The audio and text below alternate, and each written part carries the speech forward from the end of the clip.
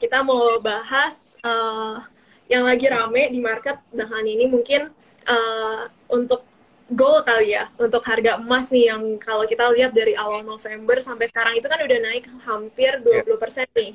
Aku lihatnya ini kalau gold naik ini relate sama ekspektasi pemotongan suku bunga di Amerika Serikat ya. Mm-mm. Kita tahu kan kemarin itu kan the Fed itu udah naik terus. Jadi sekali itu walaupun the Fed itu bulan berapa bulan depan itu trennya masih mau naik ya, tapi market itu udah lihat dalam akhir tahun ini sama ke tahun depan itu udah apa namanya ya trennya itu udah apa namanya apa namanya trennya masih akan kita lihat itu ekspektasinya itu bunga turun. Nah, selama ekspektasi bunga turun, itu biasanya bikin harga gold itu naik. Nah, kenapa harga gold itu naik, Mbak? Karena kan ceritanya udah mulai ada cerita perlambatan ekonomi nih. Mm-mm. Di tiap kali cerita perlambatan ekonomi itu selalu ada apa namanya ya, membuat perilaku menyimpan itu meningkat. Nah, ini biasanya dikarenakan apa namanya ya di kondisi sekarang ini aset-aset seperti cryptocurrency dan lain-lainnya itu masih apa namanya ya memberikan ketidakpastian yang lumayan tinggi. Saat ini gold justru yang apa namanya ya menjadi Jadi, jadi darling lah itu kira-kira yang itu dan mm-mm. trennya aku lihat mungkin masih akan sampai tengah tahun ini ya. Mungkin Oh, akhir tahun agak flat, tapi aku in overall sampai tahun 2025 gold itu masih menjadi apa namanya ya solusi gitu. oke, sampai tengah tahun ya, Ovarukala. Karena emang gold ini masih jadi safe haven ya. Jadi kalau misalnya nih, mungkin yang teman-teman sekarang penasaran kalau yang ingin invest di gold, apakah lebih menarik di emas fisiknya langsung atau langsung aja nih atau emas digital atau langsung aja ke saham emasnya nih?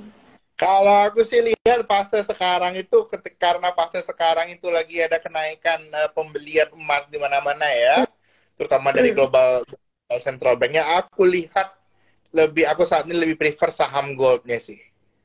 Oh, tetap saham goldnya ya. Ini fase Dan over. ini goldnya baru baru nanti itu gold only itu bakal jalan 2024. Kalau sekarang sih aku sangat prefer sekali saham goldnya. Oke, jadi sekarang prefernya saham goldnya. Karena sekarang ekspektasi bunga itu lagi turun kan ya.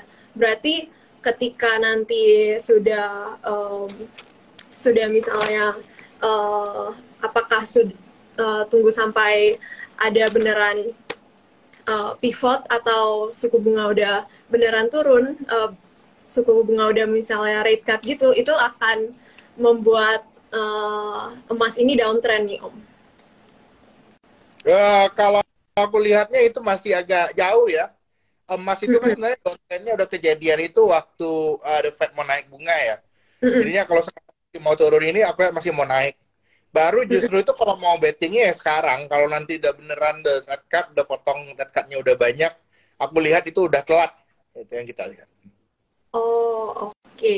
Kita kayaknya yang lagi kemarin rame itu juga soal Jepang nih ya. Karena kan Jepang itu kemarin banyak yang ngiranya Bank Sentral Jepang ini lumayan unik di tengah Ya, bank sentral lainnya itu sedang naikin suku bunga, dia ini kemarin yang sendiri masih tetap tetap kekeh ya, tetap suku bunganya ya. itu masih di minus 0,1%.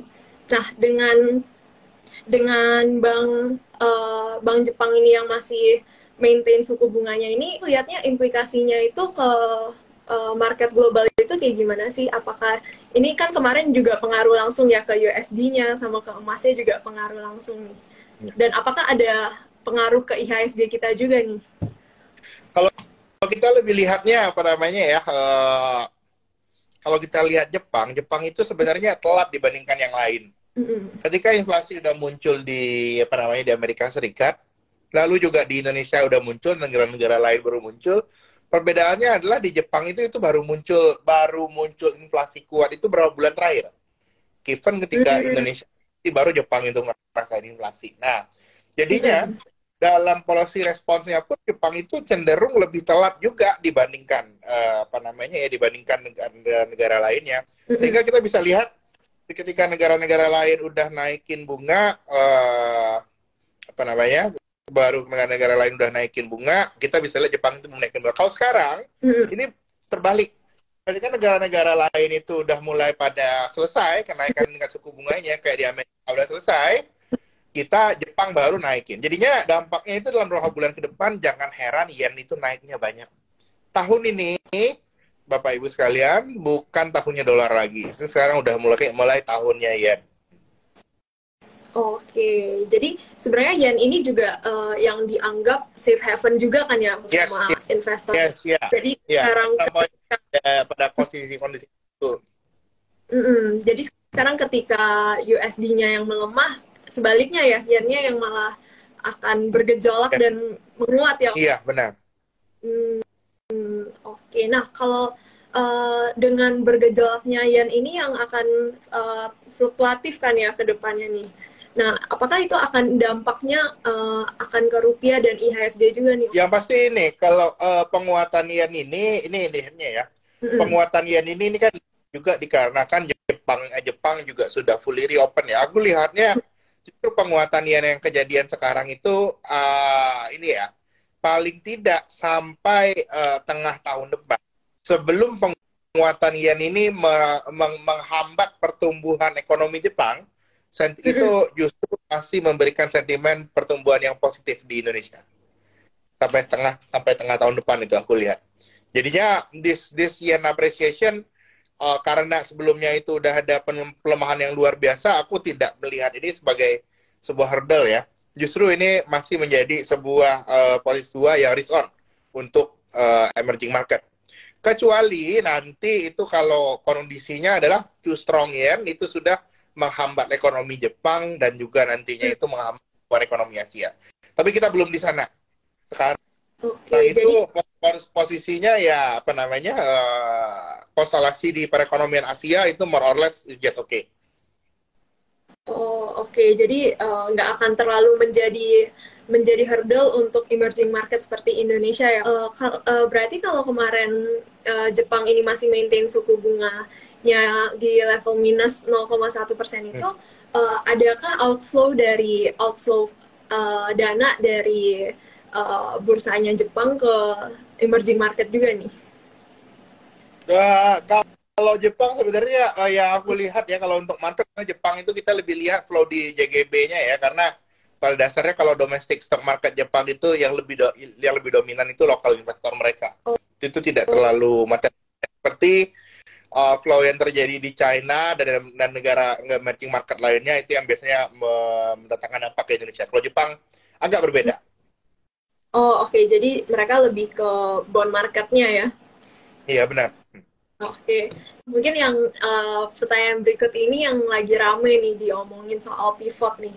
Nah, kan belakangan ini mulai banyak yang bahas The Fed ini mulai kapan akan pivot. Tapi sebelum kita ke sana, kan ada yang bilang kalau The Fed mulai pivot itu ketika The Fed itu udah berhenti naikin suku bunga. Dan juga ada yang bilang pivot itu ketika udah rate cut nih, ketika The Fed udah rate cut. Jadi kita mau samakan persepsi dulu nih, kita harus tanya masternya dulu nih, gimana nih, jadi yang mana yang benar? Pivot itu bisa disebut pivot itu ketika kapan? Pivot itu pada dasarnya itu ketika dari central bank ini sendiri sudah mengindikasikan apa namanya arah policy kebijakannya itu berubah. Saat ini yang sudah ngaku-ngaku pivot itu market, itu sudah ngaku pivot sekarang. Apakah pivot ini akan bertahan sampai tengah tahun? Kita nggak tahu, Tere, sampai hari ini. Jadi bisa jadi apa namanya dolar itu masih bisa naik lagi nih gara-gara pivotnya tertunda, nggak kejadian. Itu yang kita lihat. Nah, untuk mengkonfirmasinya gimana, kita harus lihat lagi data inflasi sama data tenaga kerja di Amerika Serikat. Oke, jadi untuk saat ini sebenarnya market ya yang masih ngaku udah pivot nih, walaupun sekarang cuman kalau central banknya sih katanya belum, aku lihat dulu. Belum ya, jadi harus lihat guidance-nya gimana ya Pak Farul ya ke depannya. Oke. Nah, kalau kita lihat The Fed ini mulai pivot, biasanya kan kalau BI kan biasa juga ngekor kan ya Pak Farul. Nah, apakah kalau BI juga udah mulai pivot nih, mulai udah nggak naikin suku bunga lagi atau bahkan udah turunin gitu, apakah ini menarik nih untuk sektor properti lagi? Karena orang udah mulai berani KPR lagi nih, Pak Farul. Kalau untuk sentimen aja untuk trading, yes, boleh buat trading aja. Cuman Mm-mm. kalau untuk apa namanya ya, kita ngelong banget di saham properti, aku sih lihatnya baru properti yang komersial ya, yang gara-gara yang terdampak gara-gara economic reopening. Kalau kita properti as a whole, kita harus ingat bahwa tahun ini kita ada menghadapi pemilu. Yang biasanya juga di tahun pemilu, biasanya penjualan properti cenderung lesu. Jadinya kalau aku sih sekarang itu sampai kita jelas capres siapa di bulan Agustus, aku tidak favorable untuk ngelong sektor properti. Trading aja boleh. Oke nih. Mungkin seminggu ke depan ini BI udah nggak mau naikin bunga lagi, arahnya udah turun, harusnya udah bisa apa namanya ada harapan ya. Oh, oke. Jadi hari ini juga pengumuman suku bunga BI ini kan ternyata kenaikannya 25 basis point ya sesuai ekspektasi. Iya. Nah, hari ini menariknya kalau dari BI katanya udah nggak akan naikin lagi ya, Pak Farul Iya, ya? KBI memandang bahwa kenaikan yang sudah dilakukan oleh Bank Indonesia di tahun 2022 sampai benchmark rate itu di 5,75 sudah memadai. Nah, sudah ada kata-katanya. Memadai untuk menjaga kestabilan perekonomian dan lain-lain. Nah, Mm-mm. kata-kata itunya Oke. tuh sebenarnya nggak ada kata-kata memadai. Karena dia bilang kata-katanya udah memadai, ya berarti kita bisa lihat udah cukup ini. BI udah stop, nggak butuh lagi naikin bunga. Ekspektasi marketnya udah Fed rate-nya stop kok, ngapain lagi BI-nya naikin bunga? Gitu. Hmm, berarti ini juga jadi positif untuk market ya? Yes. Oke, Oh, ini oke ya. Aku lihat ya memang udah waktunya ada komunikasi dari uh, monetary loosening ini ya. hmm, oke. Oke nih Pak Farul. Pak Farul, mungkin yang jadi concern nih untuk market kita dari awal tahun ini, mungkin udah dari Desember lalu ya. Kalau kita lihat likuiditas di pasar kita itu kan makin lama makin menipis nih. Iya benar. Yang biasa normalnya 15 triliun ya, tapi sekarang ini bisa uh, less than 10 triliun nih. Bahkan hari ini baru di 7,7 triliun untuk pasar reguler ya. Nah, kalau Pak Farul lihatnya, nah apakah ini akan jadi concern nih? Apalagi tahun ini kan akan ada beberapa saham-saham terutama yang lumayan jumbo ya, yang di energi itu yang akan IPO seperti Aman Mineral, seperti yang Merdeka Battery, Pertamina Hula Energi, dan Geothermal. Nah, apakah ini menjadi concern atau ini sebenarnya menjadi sesuatu yang bisa menarik dana asing untuk balik lagi nih ke market kita? Ya. Nah, kalau terkait likuiditas sama yang udah aku ceritain di tahun lalu, tahun ini adalah tahun pengetatan likuiditas 2023 jauh lebih ketat dan udah kelihatan ya baik di real sektor ataupun di sektor keuangan kita.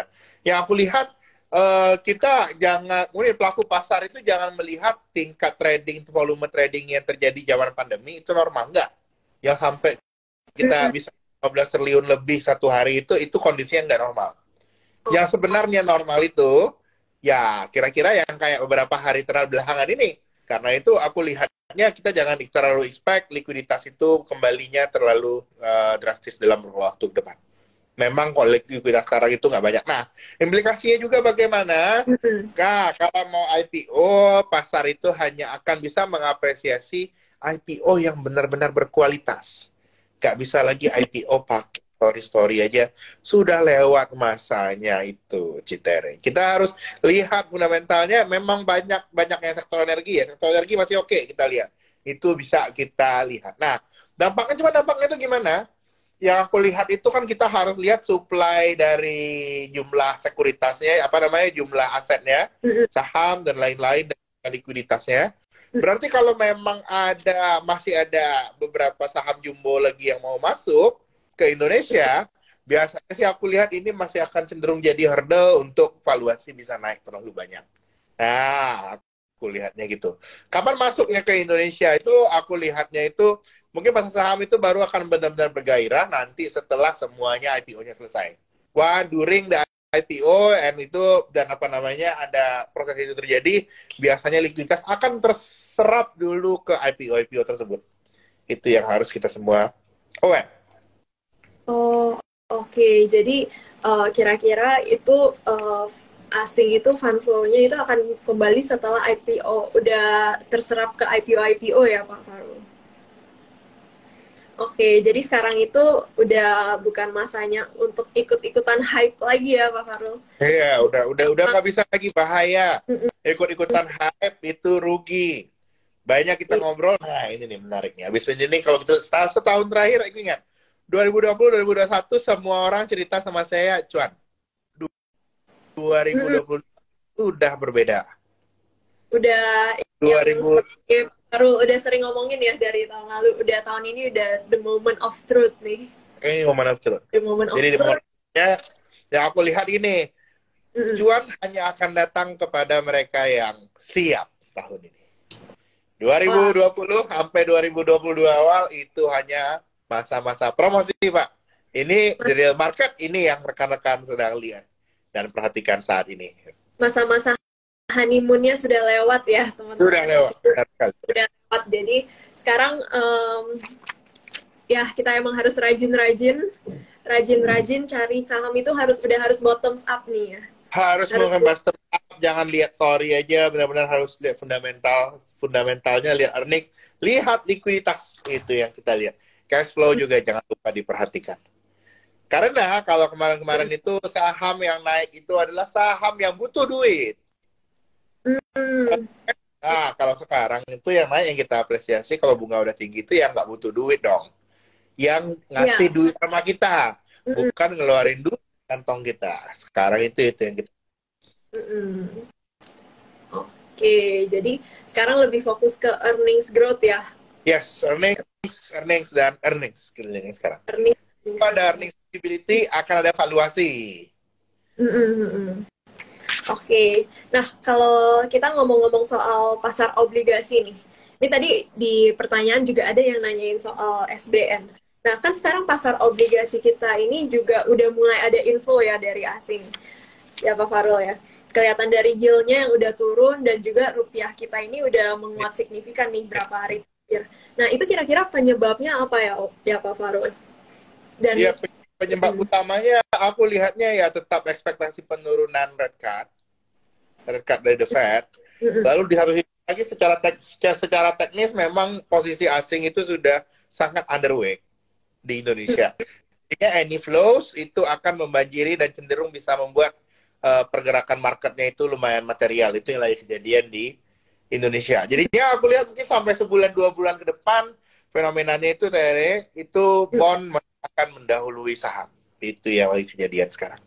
Oke, jadi emang sekarang bond mendahului ya. Nah, sekarang pertanyaannya mendahului saham, paling nggak aku lihat sampai Lebaran, Mbak.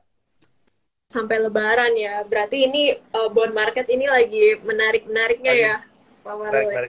Oke. Nah, kalau gitu pertanyaannya, kapan nih giliran pasar saham dapat kecipratan likuiditasnya? Sebenarnya secara selektif itu ada. Kalau aku sih general call tahun ini di IHSG itu adalah no matter the IHSG level, general trade-nya adalah long consumer short bank. Itu kalau bank makro long consumer short bank. Kenapa? Karena tahun ini daya beli membaik. Sementara di perbankan segala insentif yang muncul ketika pandemi bisa berubah. Karena kondisinya sekarang itu sudah kondisi normal. Apakah saham perbankan jelek? Enggak jelek, Bapak. Fundamental oke-oke aja, tapi ada perubahan ekspektasi yang bisa swingnya itu hebat di tahun 2023 ini. Itu yang kita lihat. Sehingga yang kejadian ini adalah yang satu naik, yang satunya turun.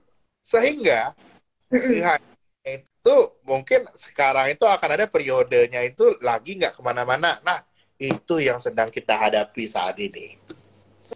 Oke, makanya kita lihat market saat ini belum ada tanda-tanda clear bullish ya, masih sideways aja ya Pak Farul. Tapi kalau kita lihat itu ada perubahan weighting ya, weighting consumer naik, perbankan turun, itu yang aku lihat trennya lagi kejadian sekarang.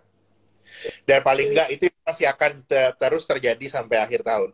Ini rebound on Fed rate cut, bikin naik teknologi, bikin naik saham perbankan. Kalau aku ngerasa itu cuekin aja. Itu bukan main story yang kejadian di tahun 2023. Karena dengan kondisi kayak gini, sekalipun ada mau rate cut, jangan lupa likuiditas itu udah nggak banyak.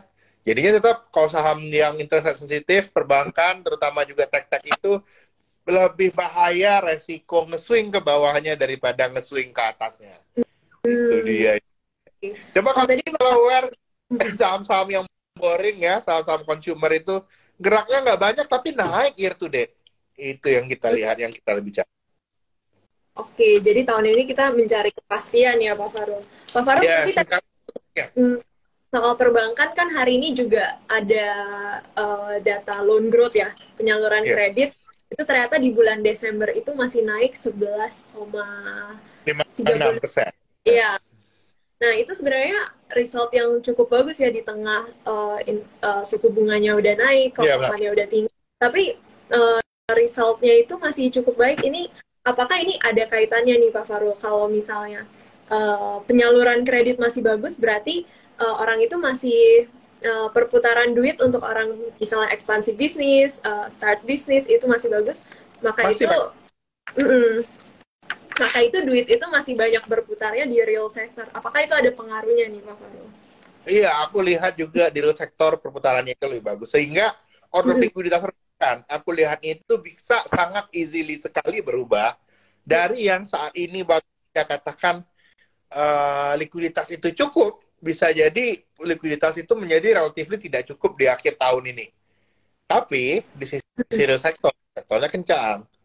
Jadi nanti ini kita akan merasakan kembali ya, rekan-rekan itu akan merasakan kembali bagaimana rasanya hidup di recovery market 2010 dan 2011, di mana yang leading IHSG itu belum perbankan, yaitu sektor consumer dan sektor komoditas. Oke, jadi nanti inflow-nya juga akan sadar kalau oh ini untuk Indonesia secara makronya karena ini tahun pemilu dan daya beli akan meningkat kan ya dari UMR yang meningkat. Mulai bulan ini kan ya Pak Farul ya berarti Iya. ya. Nah ini benefitnya itu terutama akan untuk consumer yang kebutuhan pokok kan ya, terutama yang segmen menengah ke bawah ya Pak Farul ya. Kalau Iya, dari benar. tesnya Yang akan lebih di nih. Oke nih. Nah, mungkin nah jadi kalau Pak Faru bisa kasih wejangan nih untuk teman-teman semua yang lagi nonton sekarang. Nah, kira-kira apa sih yang harus dilakukan untuk berapa bulan ke depan atau at least untuk sampai akhir tahun deh untuk mengantisipasi mulai akan pivot, the Fed akan pivot dan mulai Nah, gimana salah satu hal strategi. yang aku ingatin lagi, tahun ini cuannya itu sebagian besar, cuan itu kalau kemarin itu 80% cuan di sektor keuangan, 20% di sektor real. Sekarang udah kebalik. Cuan itu paling banyak di sektor real, Pak.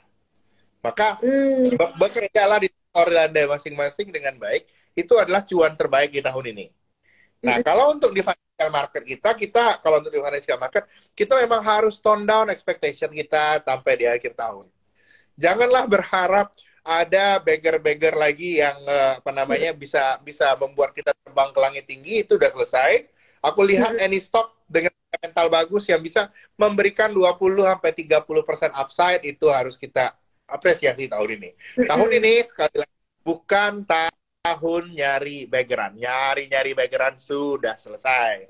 Beggarannya sekarang ada di real sektor, Bapak Ibu sekalian, tidak di financial market. Itu ya aku lihat. Karena itu kita harus lebih selektif dengan lihat opportunity yang ada.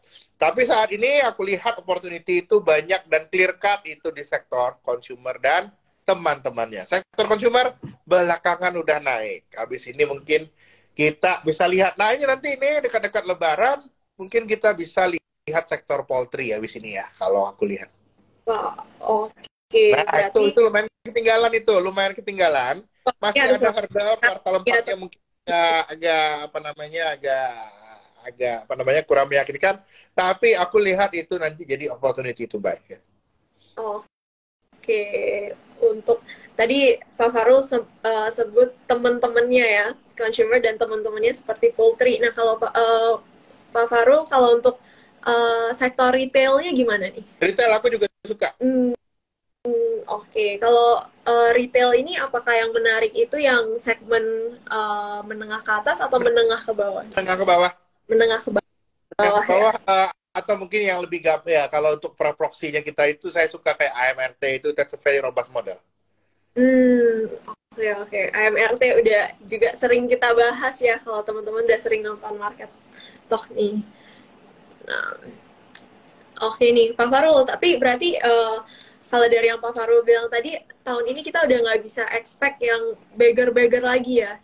Jadi Udah nggak udah sempat normalize. ngerasain Everything normal.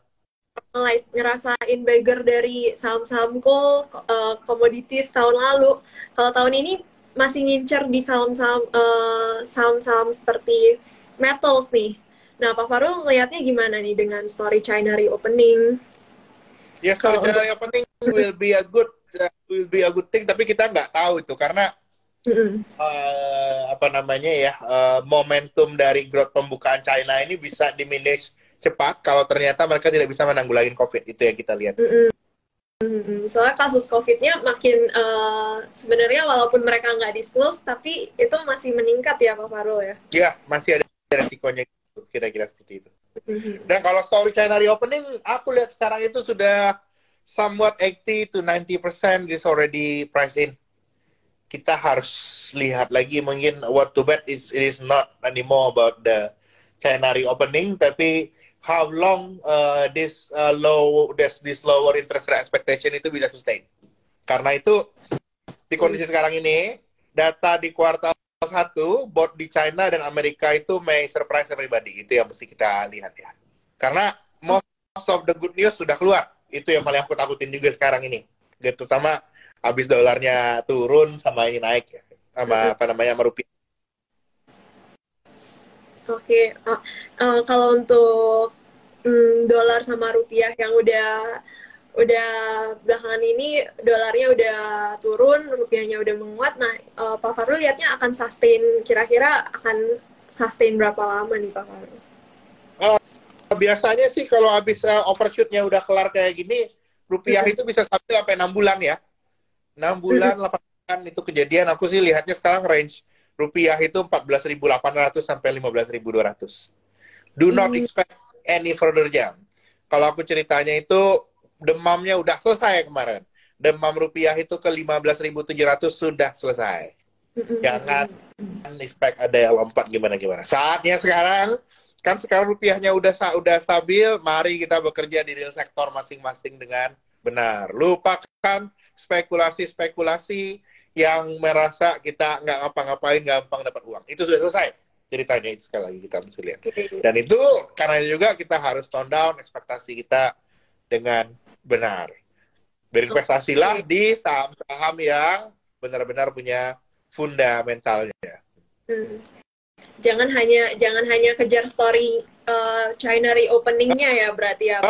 Itu udah it is already quite priced in now. China reopening is quite priced.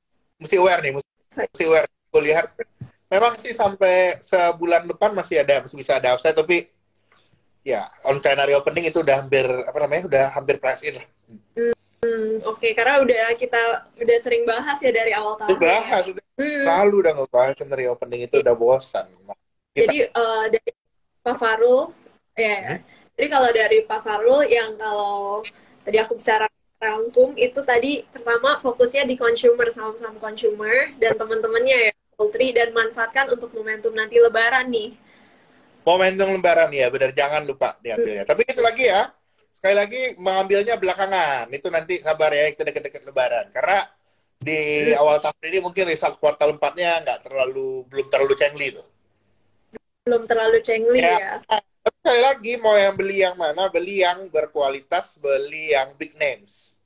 Beli yang big name. Jadi ini tadi ada teman kita yang komen nih, WMUU dan WMPP disclaimer on. Nah, itu harus diperhatikan lagi. Kalau aku prefer big names. Kira-kira seperti itu. Big names. Jadi pilih yang Oke nih. Eh, oke, eh, mungkin malam ini kita nggak terlalu lama ya karena Pak Farul juga lagi di Bali dan di Bali sekarang udah malam juga ya Pak Farul ya. Malam di Bali, hampir jam 10 malam nih. Dan oke. Dan mungkin Pak Farul ada eh, eh, yang Pak Farul mau sampaikan nih eh, untuk teman-teman nih di sini sebelum kita close. Oh, ada nih kok Hans yang mau tanya. Oke, boleh dari Pak Farul? Ya, mungkin kalau dari kita, statementnya kita lihat tahun ini itu merupakan tahun pancaroba, tahun perubahan. Dari tahun pandemi ke tahun yang normal. Akan sangat banyak kejutan-kejutan untuk, apa namanya, apa namanya ya, untuk berbagai sektor saham dan juga pasar modal di tahun ini. Tapi memang kita harus yang paling awal itu kita tone down dulu ekspektasi kita di tahun ini. Beli saham benar-benar sesuai fundamentalnya.